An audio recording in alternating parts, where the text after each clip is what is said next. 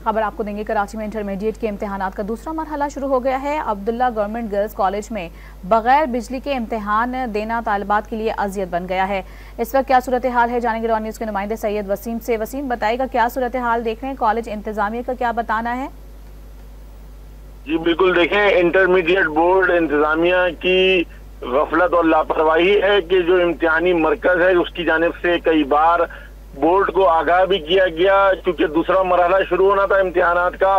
इस हवाले से अब्दुल्ला गवर्नमेंट गर्ल्स कॉलेज की इंतजामिया ने इंटरमीडिएट बोर्ड को आगाह किया कि गुज़िश्ता 4 रोज से कॉलेज की जो बिजली है वो मुनक़ता की जा चुकी है और मुनक़ता करने का कोई वजह भी बताई नहीं गई।